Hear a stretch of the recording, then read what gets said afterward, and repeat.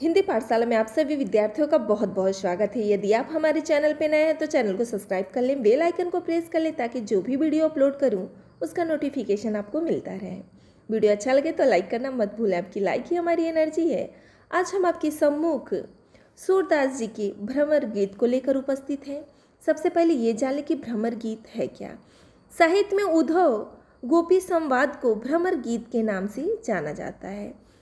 सूरसागर के भ्रमर गीत प्रसंग में एक ओर तो गोपियों की विरह विकलता व्यंजित हुई है और दूसरी ओर गोपी ने उद्धव को जली कटी सुनाकर उनकी बोलती बंद कर दी है। भ्रमर गीत में ज्ञान और योग का खंडन तथा प्रेम और भक्ति का समर्थन किया गया है। पहला पद, सूरदास का पहला पद आपके स्क्रीन पे है भ्रमर गीत का।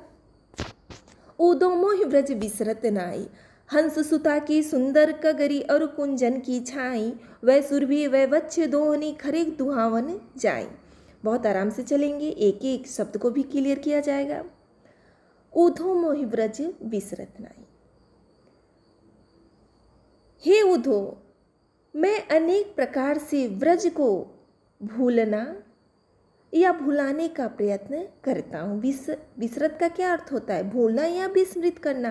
तो कह रहे हे उद्धो, मैं अनेक प्रकार से व्रज को भुलाने का प्रयत्न करता हूँ किंतु व्रज को किसी प्रकार से भुला नहीं पाता हूँ।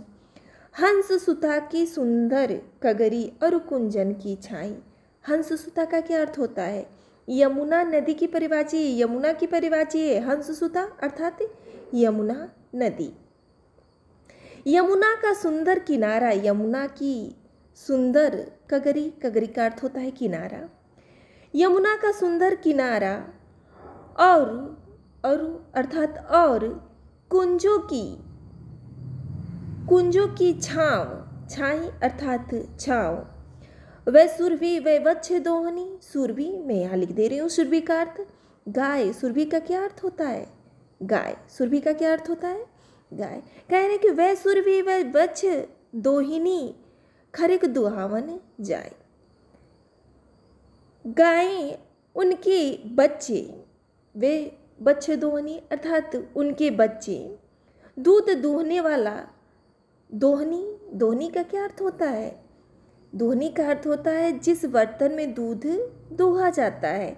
तो कह रहे हैं कि गायें उनके बच्चे और दूध दूहने की वह मटकी और गौशाला में गाय को दूहने के लिए जाना भी खरिक दुहावन जाए, अर्थात जहाँ गाय को ले जाकर गाय को दूध दूहा जाता है, अर्थात गौशाला में गाय को दूहने के लिए जाना भी मुझसे भूला नहीं है। स्पष्ट हो गया? मैं पुनः एक बार बता दे रही हूँ तीनों पंक्तियों का अर्थ।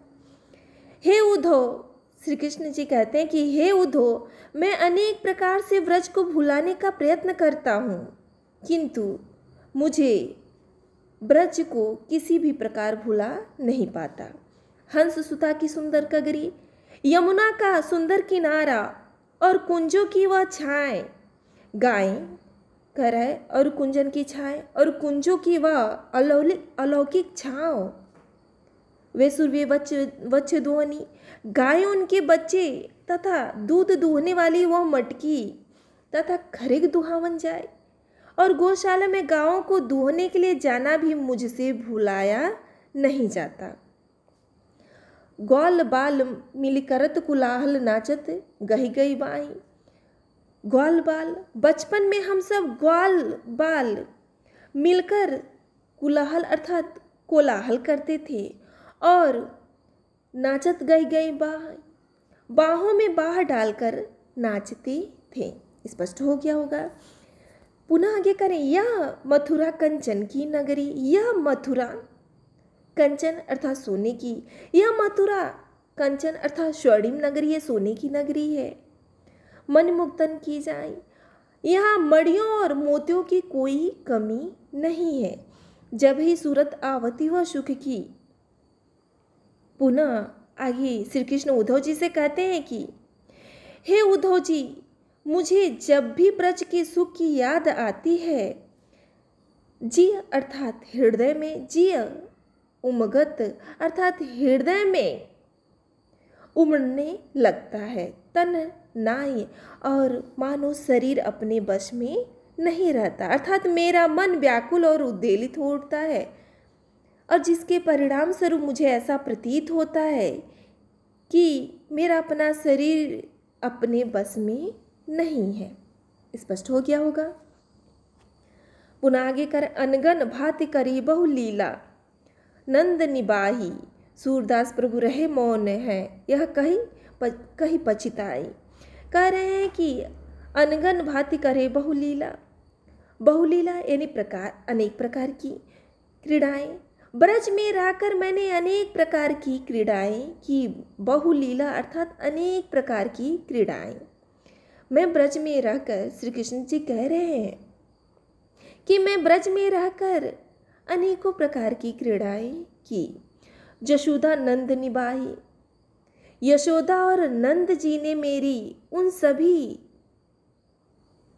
क्रीड़ाओं को सब प्रकार से सहन किया, निभाई अर्थात निर्वाह किया, सहन किया। सूरदास प्रभु रहे मौन है। सूरदास जी कहते कि इतना कहकर श्री कृष्ण क्या हो जा रहे हैं, प्रभु, प्रभु शब्द यहाँ श्री कृष्ण के लिए प्रयोग हुआ है।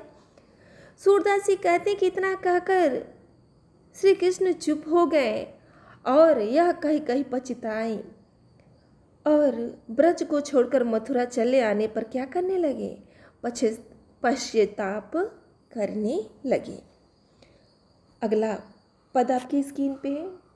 बिन गोपाल बैरिन भय कूंजे, तब वे लता लगति तन शीतल, अब भय विषम ज्वाल के पूजे। गोपियां कहती हैं इस प्रसंग में, गोपियां उद्धव जी से कह रही हैं,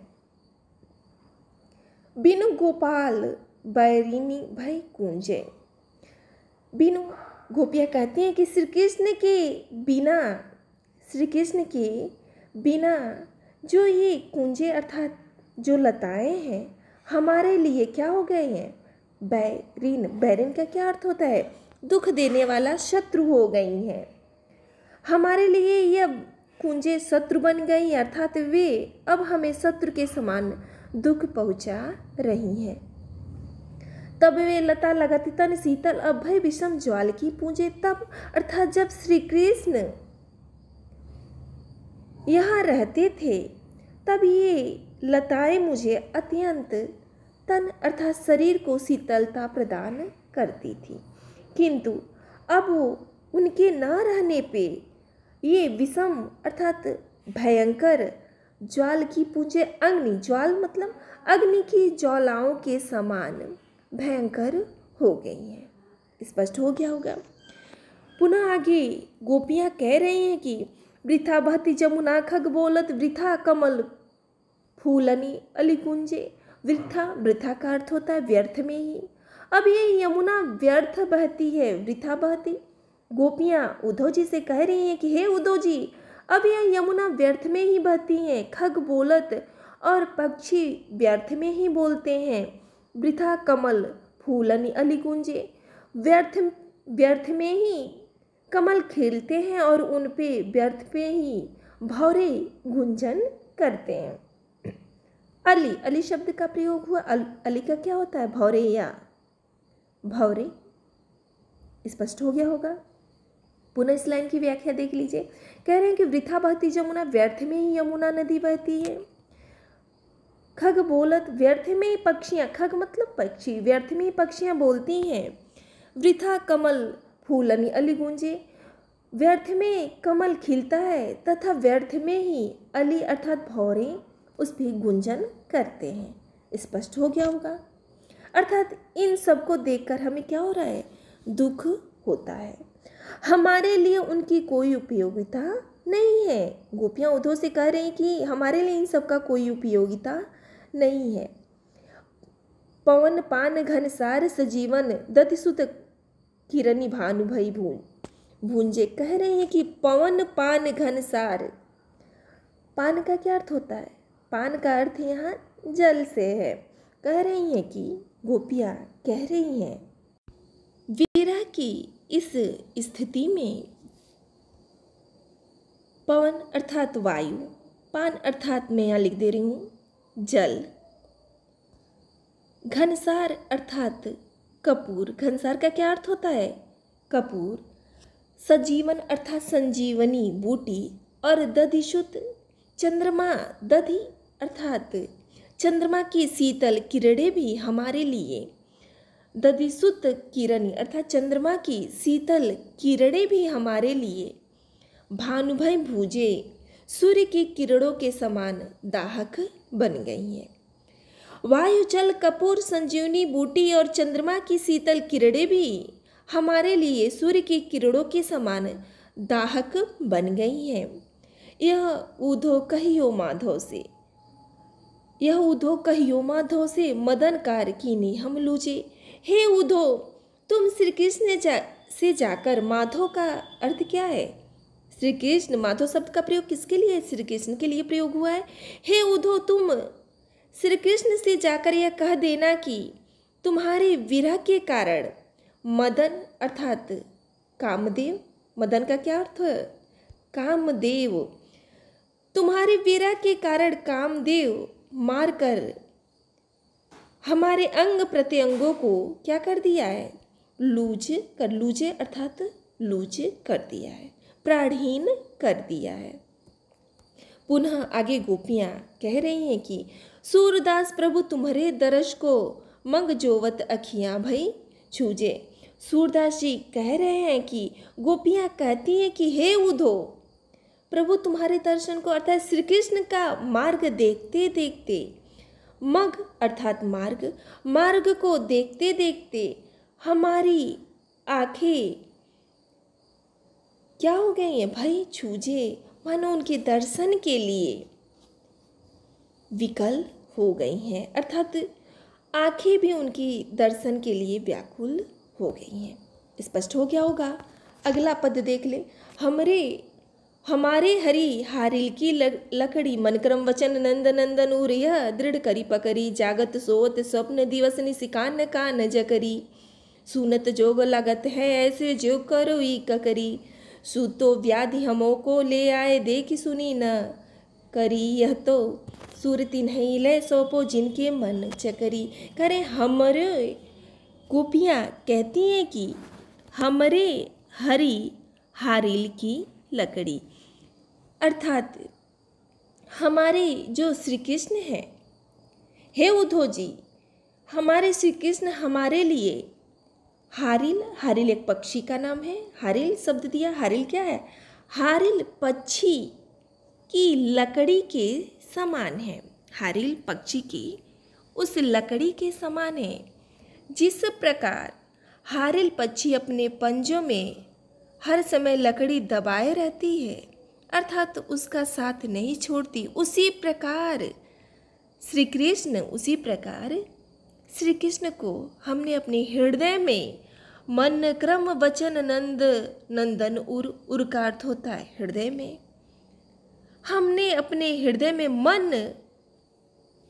मन क्रम, मन वचन और क्रम अर्थात कर्म से धारण कर लिया है। पुनः एक बार देख लीजिए, इंपॉर्टेंट है। इसके आगे डबल स्टार लगा लीजिए। जी हाँ, बहुत ही इंपॉर्टेंट है, डबल स्टार में रखिए इसे। गोपियाँ कहती हैं कि हे उद्धो, श्री कृष्ण हमारे लिए, हमारे हरि अर्थात श्री कृष्ण हमारे लिए, हरि शब्द का प्रयोग हुआ है। श्री कृष्ण हमारे लिए हारिल पक्षी की लकड़ी के समान है। जिस प्रकार हारिल एक पक्षी है, जिस प्रकार हारिल या हरियल पक्षी अपने पंजों में हर समय लकड़ी दबाए रहती है, ठीक उसी प्रकार श्री कृष्ण को हमने अपने उर अर्थात हृदय में मन वचन और कर्म से धारण कर लिया है। यह दृढ़ कर पकड़ी अर्थात दृढ़ता के साथ पकड़ लिया है। जागत सोवत स्वप्न दिवसनी सी कान कान जगरी, जागत अर्थात जागती समय, सोवत सोते समय, स्वप्न अर्थात स्वप्न में, दिन रात, दिवसनी सी दिन रात, कान अर्थात कृष्ण की ही हट पकड़े रहती हैं। कान कान जकरी अर्थात कृष्ण का, कान का क्या अर्थ होता है? कृष्ण का हठ पकड़ी रहती हैं। भावार्थ यह है कि अब हम हर प्रकार चेतन और अचेतन अवस्था में कृष्ण का ही जाप किया करते हैं। सुनत जोग लागत है ऐसे जो करुई ककरी। कह रहे हैं आपके द्वारा जो उपदेश दिया जा रहा है, आप जो उपदेश दे रहे हैं उद्धव जी, ये योग की चर्चा हमें कोई करुई अर्थात कड़वी ककड़ी के समान, ककड़ी अर्थात ककड़ी खाद्य पदार्थ, एक खाने वाला खाद्य पदार्थ है, यानी ककड़ी के समान लगती है। अर्थात जिस प्रकार कड़वी ककड़ी चखते ही मुख कड़वा हो जाता है, उसे खाने की इच्छा नहीं होती, उसी प्रकार आपका योग संबंधी शब्द सुन के ही हमारा मन विरक्त हो उठती है।